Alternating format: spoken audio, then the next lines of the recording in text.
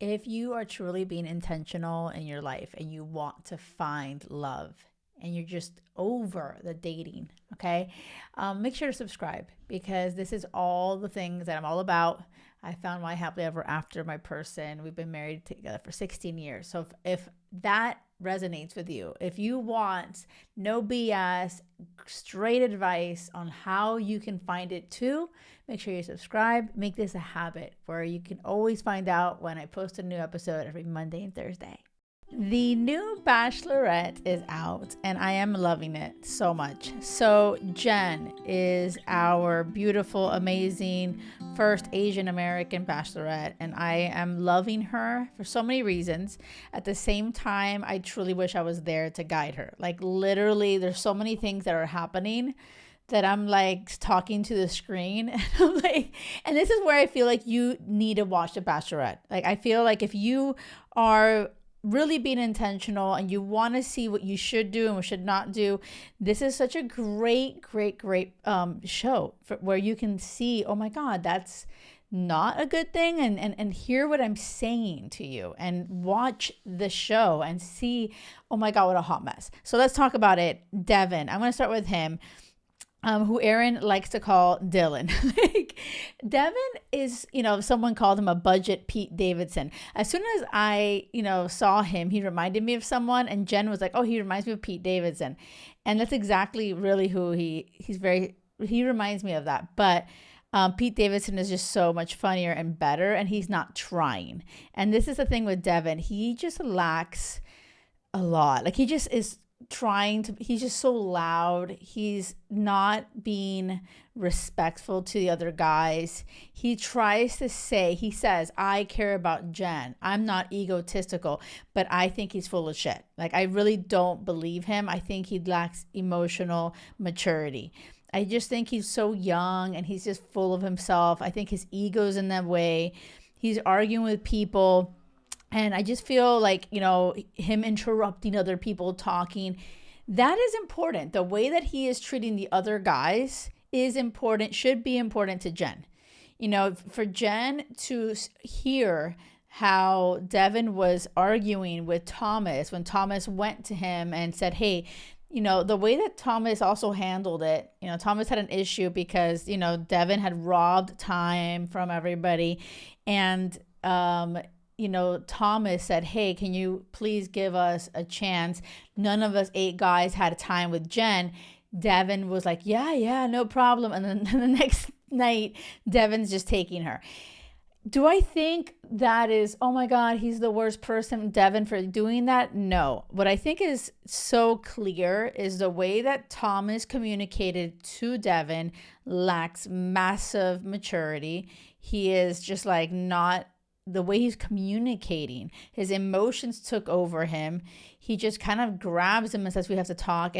So at the end of the day, shit's always going to happen. But the way that you respond, the way that you communicate shows everything. And Jenn went to the door and heard how Devin and Thomas were talking. And she the way that she kept both of them is beyond me. I would have been like, bye time to both of you. It just doesn't make sense to me. I feel like they both lack maturity. But that exactly showed me something about Jenn. And Jenn did say on the show, I've only been in toxic relationships. And so this all may be very familiar to her. This all, and that being said, she may be drawn to it. Her body's like, oh, we know this. A macho man trying to, this is my girl and hey, this is my space. And her body may be totally used to it and be like, oh my God, this is so attractive. This drawn to that.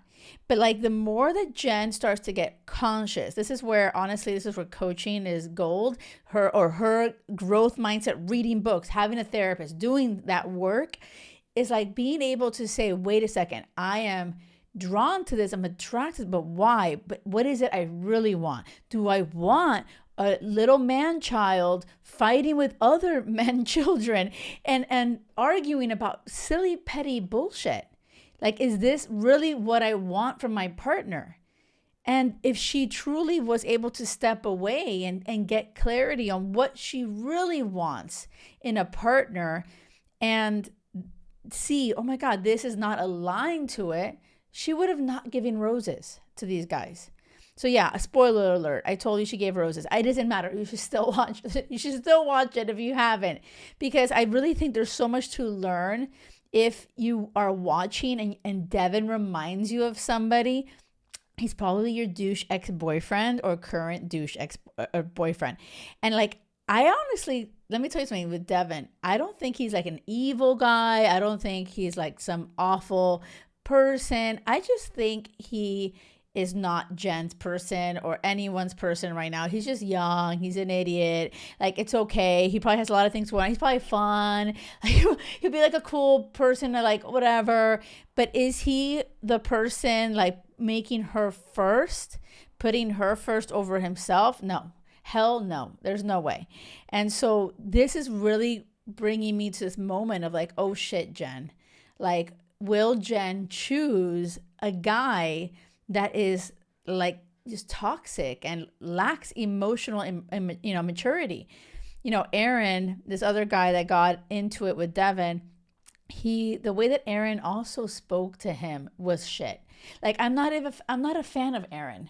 And Aaron was like telling Devin, oh, I don't like how, you interrupted my date twice. And, the way that he spoke to him, you think that you have depth, and like the way he was judging him is all based on his ego. He's coming from his ego. So Aaron's trying to come off like he's like all this high and mighty and I'm right for Jenn and you're not, is bullshit. Like, I just feel like there are a lot of like these little man-child people there on the show, and I'm like not here for it for Jenn. Like, I feel for her. I'm like, oh God, dodge these bullets, right? But like, Aaron, is he a good person? Probably fine. We're looking for the guy that's gonna like step up and be like, this is my like wife. This is my priority, right? And like, oh my God, this is something so important, you guys. Stop. Somebody asked her, what is it that you're looking for? And the first thing she says, listen to me, someone who puts me first in some situations. Okay, that right there says so much about her sense of her own worth. And like that kind of like, I had to be like, wait a second, are you kidding me? But I also realized that she hasn't experienced and hasn't seen a man adore a woman and put her first. And so this is exactly what I hear so many people and so many women in this community tell me. It's like they've never had a relationship that's healthy, full of crazy love, where they put their, put on first. They're the priority at all times. And so for her response in some situations, it's like, I don't want to ask for too much. Are you kidding me? You're the freaking bachelorette and you deserve everything. And actually you're listening right now, you deserve everything. And so like, no, it's not, oh, I just want someone to make me first sometimes. Bullshit. It has to be all the time. You should come first, 100%. And so, this is like the first 2 episodes and I honestly feel that you will learn a lot. You will see, oh shit, this is not good. This is the way that she is so taken by the men who are hot. Like, I'm doing quotation marks, right? Like, she's just like, oh my God, there's like sexual chemistry. She is really leaning into and being swayed, I think, by like sexual chemistry and shit like that. And I feel like the most important is emotional connection. And yes, you want to be attracted to the person. And so many of the guys are on the show are attractive. So that's not the question. Like, it's not like, oh, are these guys good looking? Chemistry, I feel like what she needs to put first is not, when I see you, I want to jump you and like hook up with you. That's not what should happen first. And that's what kind of is happening with her and Sam M. And her and Sam M have barely said any words to each other and they can't stop making out. And I'm like, are you kidding me, Jen? Like, you need to listen to my podcast. You need to like follow me on Instagram.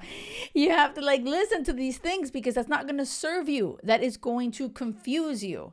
And, you know, yeah, you could have great sex or make out sessions with whoever.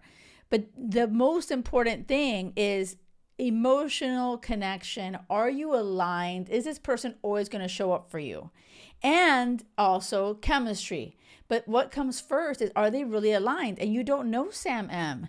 You know, you guys are too busy making out. And so she may put this guy and Devin above other people who are leaps and bounds much better for her in terms of like their values are aligned. They want to put her first. Like the guy, oh my God, stop. Marcus, I love him. He is an Army. Can I just call that already? I'm going to just call it. I think Marcus should win. I feel like he's it's too early to tell, but he's one of my favorites. He is an Army Ranger veteran. And the way that he emotionally connected with her, because he put his guard down and truly, you know, communicated with her vulnerably, his journey, oh my gosh, was so beyond heartfelt. And she said she completely loved that and connected with him. And so like they're doing great. But then the next night she's making out with Sam M, and who knows where her head is at. But at the end of the day, you know, every single day, if you're just going to go with the flow, you may really choose the wrong partner. They showed a clip of, you know, oh my gosh, of her saying, I'm scared I'm going to choose wrong. After seeing these first 2 episodes, I am also scared for her that she's going to choose the wrong partner. The way that she's navigating this, it feels a little bit too much like she is surprised and she's trying to wrap her mind around that she is the Bachelorette, that she's worthy of it. I think it's beautiful that she's being vulnerable and communicating that, but I feel like she should have guidance. I feel like they need to bring somebody in there. I don't know. I just feel like her going with the flow will only have her subconscious thoughts guiding her to the same bullshit men, leading her to the same bullshit results. You know, that never ends. The pattern of toxic relationship doesn't just end. You could have the best guys in front of you and you will still choose the asshole. You will still, unless you intentionally do the inner work to actually see, oh my God, I am worth all of this. I want all of this. You're not it. Get the fuck out of my face. But she's not, I don't think she's there yet. So that's like, I'm all riled up. But you know what, you guys, I loved it. Thank you for listening. Let me know what you think. Let me know in the comments on YouTube. Send an Instagram. If you're listening on Spotify or Apple, write a review. Let me know. You could also write on Spotify what you thought of this podcast episode. And reach out to me on Instagram. I love connecting with you, the Jackie Loor. And as you're listening, and if this is reminding you of like, oh shit, this is me, I'm a hot mess, like this girl Jenn, and oh my God, reach out to me. Like literally, the toxic relationship pattern of bullshit does not end on its own. Okay, so I'm here for you. I do coach and I do private coaching. And so I reach out to me if it's something serious to you. I would happily connect with you and see if this is a good match for us to actually work together and break the freaking pattern. So anyway, don't settle for anything less than crazy love, okay? Because it has to be crazy love or nothing. Thank you.